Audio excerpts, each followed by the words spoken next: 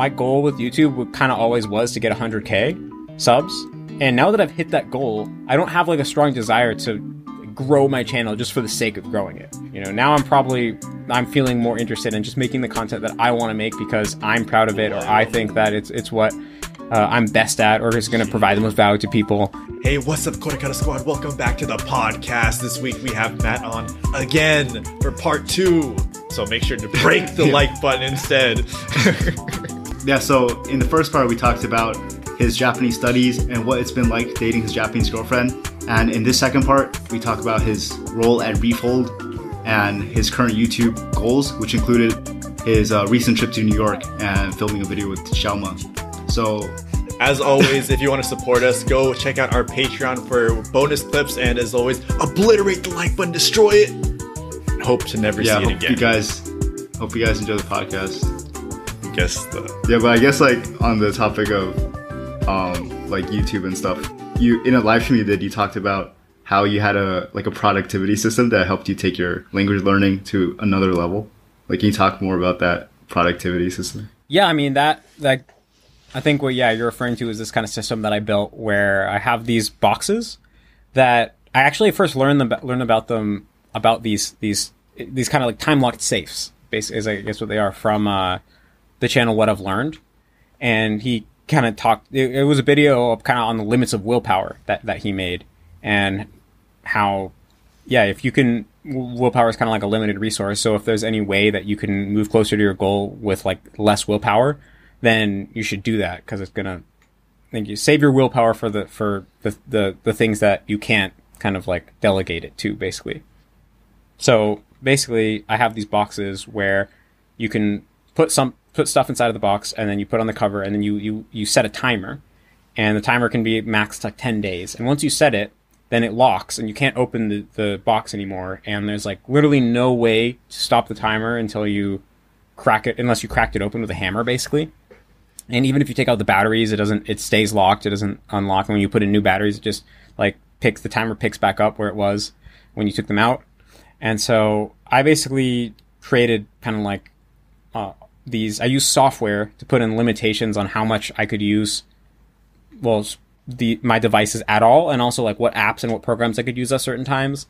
So like the biggest thing that I use this for is like creating a consistent sleep schedule. So I put on my phone and my computer and all my devices to like lock me out at 11 o'clock.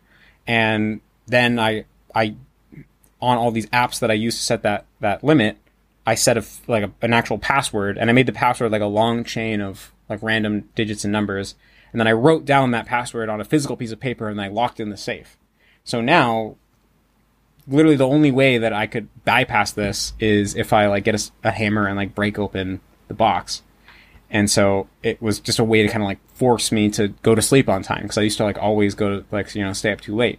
And it worked pretty well. And also what I found is that once I kind of set the habit of going to bed early with this system, because once all your screens are off and all you can do is read physical books, it's like, and you've been awake all day and you're actually tired, it's pretty hard to stay up that much past your bedtime.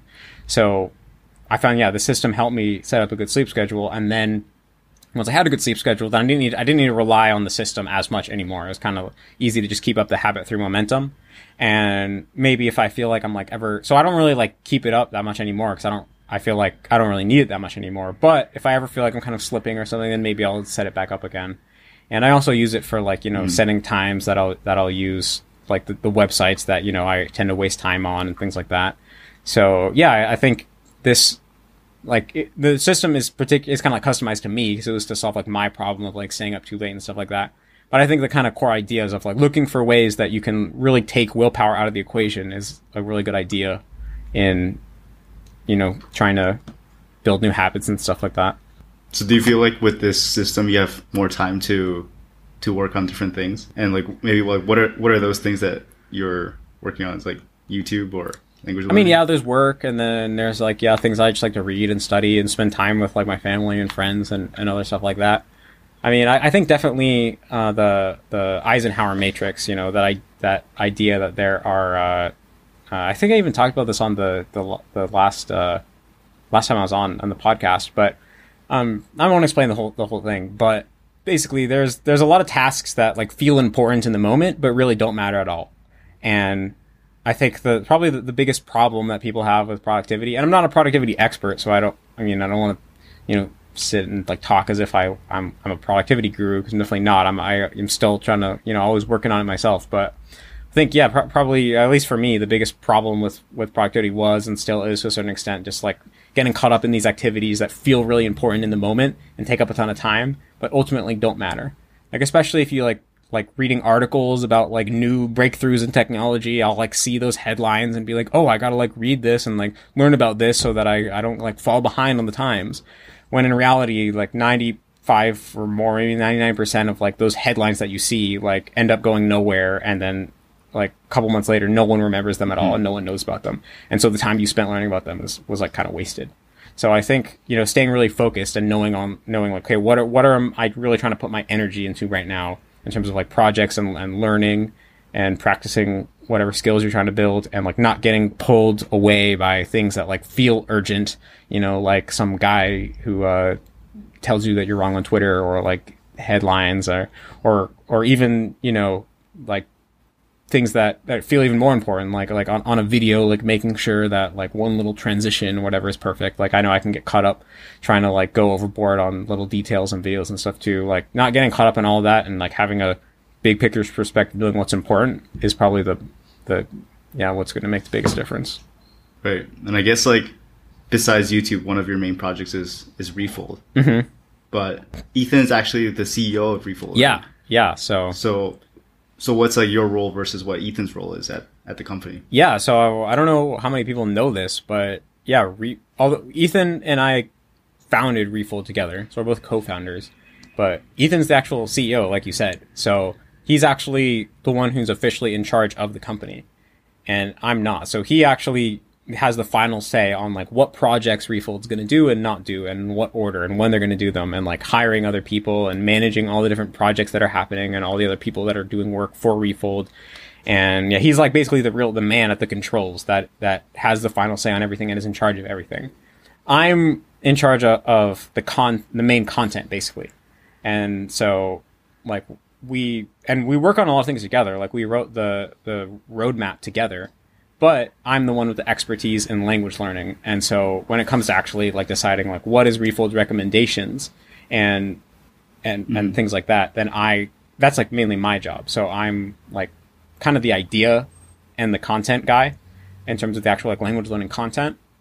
And, we discuss most things together. So for the content, Ethan will still like kind of have like, he'll give his opinions and stuff like that. And we'll discuss, business decisions together, and I'll give my opinions. And normally we always like reach an agreement and stuff, but like we have pretty clear roles where like he's actually running the company and I'm mostly like creating the content. Cause I wouldn't actually want to run a company. Running a company is like I like to do kind of like creative stuff. I like to sit and like think about abstract things and create models and like, come up with like frameworks and ideas to like help people like learn a language. But when it comes to actually like, okay, how do you like start a company that has like positive cash flow and resources to like hire lots of people to like make big things happen? It's like a totally different thing that's like not my main interest. So yeah, it's really nice that I can like let the business side of things be kind of run by Ethan and just focus on the content mainly. Right. Do you think that what Refold is offering has potential to overtake apps like Duolingo? Because like me and Raza were talking about in a different podcast, but and I think this is true for a lot of companies and their products. It's like people don't really care about the result as much as how they feel when they're using the product. Yeah. Right? Like there might be the most hardcore gym workout to get you shredded, but people would rather do the one that makes them feel productive and feel good and motivated. Yeah. I mean, I think it's possible. Obviously, it's going to be a tough battle, and it's going to be a very long-term battle. But I mean, I could see a future where it does happen, and there's so many different ways that could possibly happen. Like I think there's even the kind of idea of like, what if we had an app that felt like Duolingo, and just like Duolingo didn't really teach you that much of the language. It actually was more just like a game, an addictive game that's disguised as a language learning app. but as you like level through the app, it like slowly transitions you into like actual immersion learning. And so in a way, we're kind of lying to people right up front, because we're like saying like, oh yeah, no, this is how you're going to learn language. But it's kind of like this, it's just a way to kind of get them in the door and like take, you know, the flow of new language learners away from Duolingo into this funnel that like eventually would bring them to what they really want. So like that's one possibility. Becomes an Anki. Yeah. And so that's one thing. And then ideally we wouldn't even have to do that, right? Ideally we would like change the collective consciousness to the point where everyone's view of like common sense view of language learning was like, oh yeah, of course the way to learn a language is like through input, is through immersion, and you have to take a ton of time, and those apps, you know, little apps like that claim that you can, you know, do it in 10 minutes a day are just wasting your time. I mean, yeah, hopefully we can get to the point where that is the case, but I mean, that's obviously going to be really challenging and take a really big marketing budget, basically. So hopefully if Refold is like really successful as a company, then we can have a lot of money to like spend on like, yeah, actually changing the way that the public thinks about language learning on like a fundamental level. That's the ideal. But, and I mean, of course, also like immersion learning and input-based learning is naturally getting more popular just through the internet and through these ideas spreading organically. So I think that will play a big role as well. But I mean, I think ultimately like Duolingo has such a big marketing budget that like the only way to compete is with a big marketing budget ultimately. Like Duolingo is so big. Like I think that sometimes people who like hang out in language learning communities, they forget what the average person thinks about language learning. And actually I've gotten into some arguments on Twitter recently with people that like have a really warped view on language learning, because they hang out in this little tiny community of people who like know like 1,000 times more about language learning than the average person, you know? So you get kind of like a warped point of view. But like the other day, literally I was like checking out at the bookstore, and one of the guy checking me out was talking to the guy on the register next to us, and he was literally like talking about how he was trying to learn Russian with Duolingo, like literally, and he's like, oh, you're using Duolingo too? I love Duolingo. Like that's what they were talking about. So like Duolingo is like 100% like reached normies at this point, right? Which means and the thing that is like the saddest thing is that like when a lot of times who I've talked to, they like the average people who knew nothing about language learning but have heard of Duolingo, they don't realize that the only reason they've heard of it is because of marketing. Like they think they've heard of it because it's really good. You know, they think of it the same way that it's kind of like, imagine if your like, you know, cousin told you about this like really cool, you know, like life hack about like, you know, like, oh, there's this really awesome, you know, product, and it like is way better than everything else. And so you hear about that and you feel like, you know, you knew this cool life hack that not a lot of people know. And because of that, if you ever, you know, are going to do something in that area, you're going to have a leg up. Most people who know about Duolingo seem to think of it this way, of like, oh yeah, I heard about this like really good app and it's like super high quality and like makes it so engaging and has this accountability. And so they like think that, you know, it's like this cool life hack or something. And so that's like, which probably just means Duolingo is like amazing marketing. Like from a marketing perspective, it's probably amazing. So, trying to fight that, I think, is probably going to take actual like advertising and stuff probably. And so, I mean, I'm not a marketing expert or anything, so I don't really know. But yeah, who knows? Maybe if Refold gets successful enough, then we could kind of move in that direction of like actually trying to like change the way that the average person, the guy who checks you out at the bookstore, you know, actually thinks about language learning. That would be the ideal. So, but it's a pretty long-term thing. You know, you got to take it one step at a time and like work with where you're at. So right now, you know, we're still working with trying to get serious language learners on board with immersion learning, right? So before we can worry about, you know, more casual language learners, we got to get the serious language learners who are still struggling to learn a language, you know, on the right path. So. Yeah. So speaking of like the roles that you and Ethan have, one of the things you do at Refold is one-on-one consultations with language learning. So what would you say is like the number one thing that people struggle with and ask you about? Yeah, well, actually, so yeah, I do one-on-one consultations that are generally an hour long, but that's actually not something I officially do through Refold. It's just something I do as Matt vs. Japan. Oh. I actually think that Ethan does have plans on kind of building a coaching program into Refold, where there will be like Refold certified coaches who have like gotten fluent in a language using immersion learning, and you'll be able to like work with them one-on-one on like a regular basis for like accountability and stuff like that. And I think there's a lot of potential there because, yeah, through my consultations, I've seen how working with somebody on a regular basis and providing that accountability and that perspective of somebody with more experience can like really help somebody stay on track and like save a lot of time not making mistakes that they would have made otherwise. So hopefully there will be a coaching kind of program through Refold in the future. I don't know when that will be. It's not like a super high priority. But for me right now, yeah, I just personally do consultations, and it's a pretty casual thing. Like if anyone listening to this is interested, then just shoot me an email at matt@gmail.com. And what I charge for an hour changes from time to time because it depends on how busy I am, right? Like basically the way I think about it is maybe 1 month I only have time to do like 4 consultations.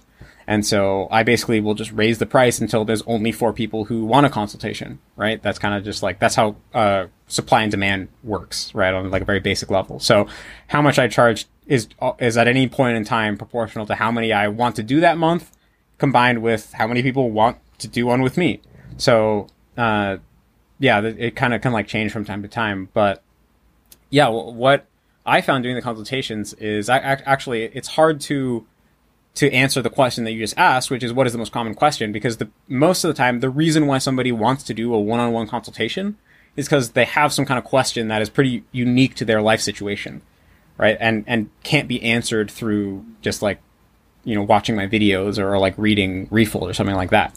So there'll be like somebody like, here's my very specific situation where, I have this job and I only have this amount of time, or like I have this background so I can do these other things, but not some of these other things. And so it is like pretty big range. And I also, the other interesting thing is that there's probably the average age of the people I do consultations with is probably higher than you might think. Like I talk to a lot of people who are like in their 30s, 40s, and 50s, probably because they're the people who, are established in their career and don't mind, paying to, sometimes a pretty hefty price to talk one-on-one with me. And so I find that a lot of times their struggles have to do with, being busy and still finding a way to like make progress in their target language, even though they have a family and a job and things like that. Sometimes it's just people who are like, hey, I watched some of your videos. I like what I've seen so far. I want your advice directly, and I don't want to go fish around your videos or fish around your website. So I just want to hear it right from you. I want you to answer my questions. And so sometimes that's just what the consultation is as well. And they're just asking like really basic stuff of like, how much immersion should I do? Like, should I look stuff up? Like, should I pause? Or just like, stuff like that. But if I was going to try to say like overall, what's the most common question, it's probably related to learning pitch accent. Like specifically, like how should I approach pitch accent? Should I learn the pitch accent of all the words that I learn? Should I, learn all the rules? Should I like try to think about pitch accent when I speak or whatever? And a lot of times my answer to that changes depending on their goals, because if somebody is like, no, I don't care how much work it's going to take. I want to sound like a native speaker. If as close to a native speaker as possible, then yeah, I'll probably tell them, yeah, you should go learn the pitch accent of like every single word and learn every single rule and try to understand pitch accent as well as you can. But for most people that I talk to, it's kind of more like, well, I want to sound really good, but I also, have a life. So I'm not, trying to like just do nothing but study pitch accent all day for like a year or something. So for those people, I say that you should focus most on training your perception, your ability to hear pitch accent, because as long as you can hear pitch accent really clearly, then just through getting lots of immersion, you'll pick up most of pitch accent. The problem is that most people, when they're starting off learning Japanese, they can't hear it and they don't become able to hear it. And so they just remain oblivious to it forever, basically. And just learning to hear it, doesn't take that much time. So that's, and then there's like some places in between. But for most people, I kind of say, we'll start with like learning to hear it really clearly and recognize it whenever you're listening to Japanese, and then kind of see where that takes you. I see. And I guess on another note, something that happened, or something fun that happened recently, was that you took a trip to New York City and met up with Xiaoma, and you did a video with him. So how was that entire experience like for you? Yeah, I mean, that was like so awesome. Like honestly, like the whole experience is like one of the highlights of my. I mean, it's probably the highlight of my YouTube career, and even just like my whole life. It's kind of like really stands out as something really cool that happened, just because. I mean, for so many reasons. One, because, I mean, I kind of viewed Xiaoma as like a famous guy who was like out of reach. That like everyone has seen his videos. Like even my grandma had like seen some of his videos. So,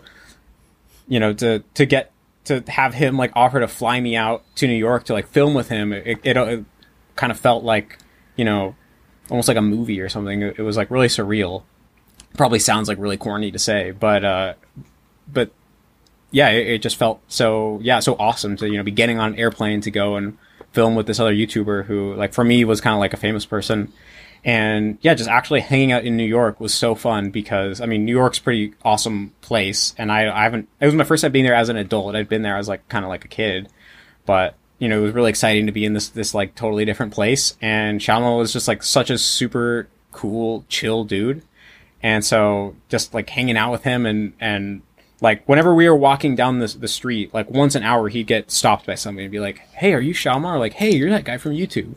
And, he's like always super chill about it. If anyone wants to take a picture with him, he'll take a picture, and he's always like really nice to everybody. But he also like he's like super humble too. He doesn't go to his head at all. He like doesn't, it just kind of seems like, he just is a normal dude that, likes to make YouTube videos. And hanging out with him and like seeing his passion for like creating content was also really motivating because the scale that he thinks is like on a different level, right? Like he's thinking like, what's literally going to get millions of views? Like for me, that like even now I have over 100K subs, but for me, like if I don't really have a video that has 1 million views on my own channel, right? So I assume my videos are only going to have, a couple, maybe if I'm lucky, 100,000 views or something for like a really good video, but for him, he's literally like, yeah, well, what's going to get what's literally going to get millions of views. And that's like his standard. And so that the scale was totally different, but it's kind of like that, what they say where a lot of things are self-fulfilling prophecy. So when you just feel like, yeah, of course I can make a video that's going to get 1 million views, then you're more likely to actually take the thought seriously. Like what is the potential to really blow up, right? For me, it almost still feels like a fantasy. So it's hard to like take that question seriously. I mean, ultimately, my goal is not to get 1 million views. I have a very different style of content. I'm less entertainment-based, more education-based. So it's kind of fundamentally different. But still, like, seeing that mindset was really kind of, like, motivating and made me realize that it's like, oh, it's not just luck to get big, it's, like, really the idea and the execution. And so, yeah, going out and filming the video and then having the video, like, go up was, yeah, so cool because it's something I can really, like, show my family. And my grandma like was so psyched, she sent it to all her friends, that here's my grandson on the internet like speaking Japanese. So yeah, the whole thing was just like, yeah, really really awesome.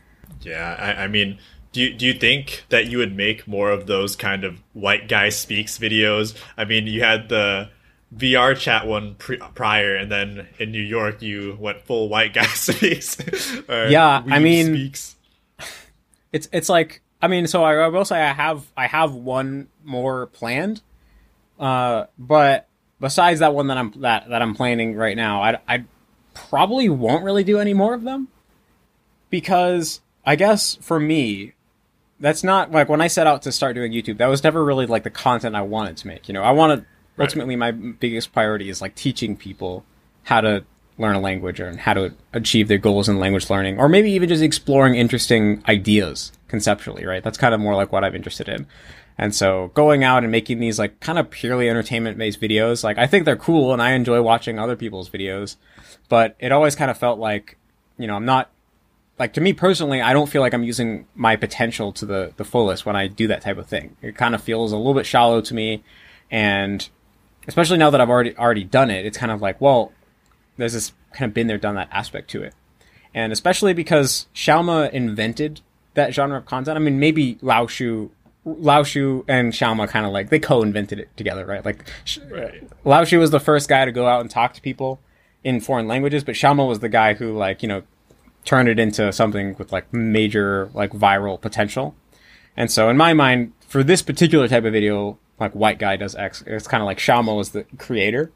And so getting to go and actually like be part of the Xiaomo canon in a way made it feel like, yeah, that's the peak. Like that's the pinnacle. I'm never going to top that. You know, I already did it. I did it kind of like perfectly. Like it has almost 2 million views at this point and got a bunch of like really good reactions. And so I kind of just feel like I can check that off my list like permanently. And the other part of this is that like the main reason that I made the VR chat, for example, was because generally those videos get a lot of views and I wanted my channel to get more exposure. But in my mind, my goal with YouTube kind of always was to get 100K subs. And now that I've hit that goal, I don't have like a strong desire to grow my channel just for the sake of growing it. Like I kind of hit my goal in terms of actual just like viewership. And so that's why, because of that, I'm not really motivated to make a video just because that video might get a lot of views. You know, now I'm feeling more interested in just making the content that I want to make because I'm proud of it, or I think that it's what I'm best at, or is going to provide the most value to people. And I'm probably not going to be like as concerned about whether it gets a lot of views or not. I mean, of course, as a YouTuber, I'll always care to an extent, but yeah, for all those reasons combined, I probably won't make really too many more.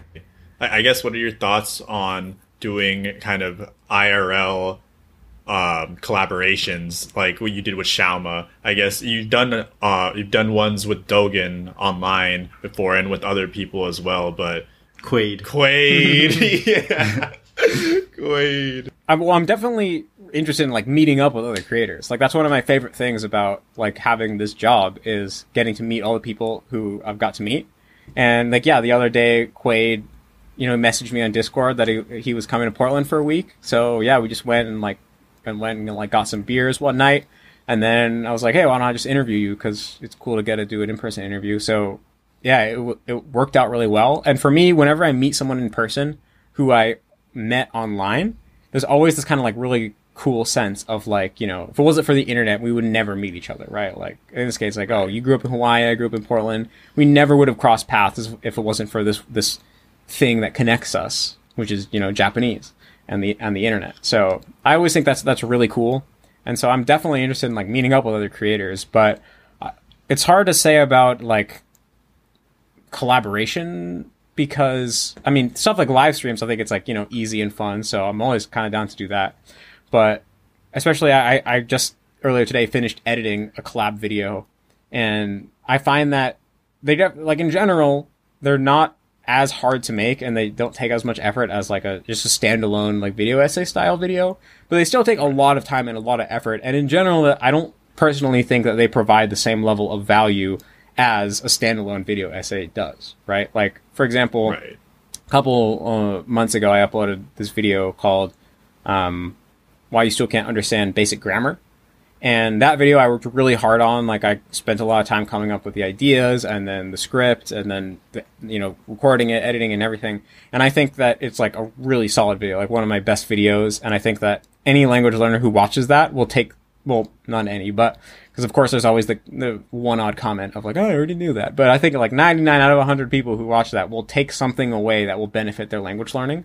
So I feel like that is like really high value, like minute per minute, right? Like I think that video is like around 20 minutes. And I think that I could confidently say like, if you're a language learner, even though these 20 minutes might not be in your target language directly, I think it will actually like be worth your time because you'll learn something that will help your immersion so much. But collab videos are like, generally I couldn't say that, right? Sometimes it's kind of like we're just having an interesting, fun conversation, and that can be like really entertaining. It can still be beneficial, right? Like, especially, you know, bouncing ideas back and forth between different people sometimes helps people like process them in new ways and things like that. But ultimately it's like not as dense of content as like a video essay type of thing. And so sometimes when I'm editing these collab videos, and I'm spending hours, like, you know, tweaking the timing and like that, I'm kind of like, man, this is time that could be going into a standalone video essay that would provide a lot more value, like per minute, to my viewers.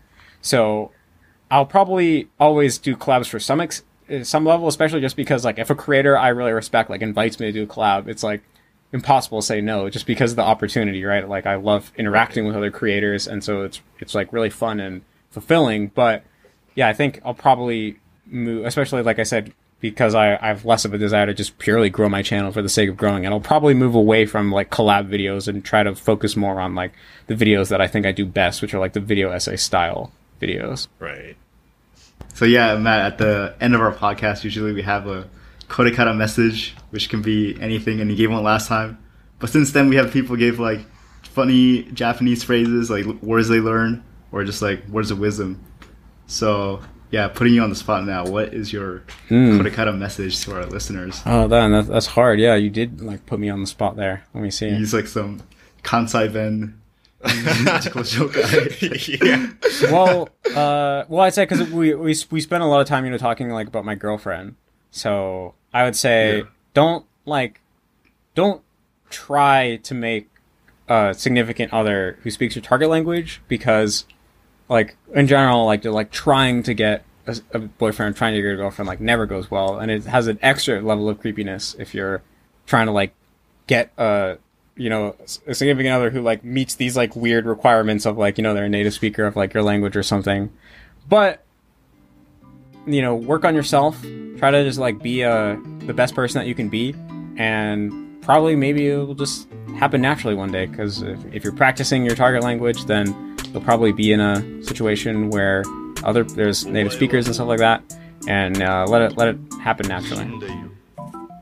Hey Kodekara Squad, thanks for making it to the end of the video. As always, we want to thank our patrons: Faraz, Brit vs Japan, Quaid, Alan Card, KH90, Drew, Jack, Sad Boy, and Yui. If you enjoyed the podcast, you can subscribe for more episodes and more guests. But yeah, go ahead and leave us a comment down below of what is the last Japanese content that you watched. So I'll see you guys in the next episode.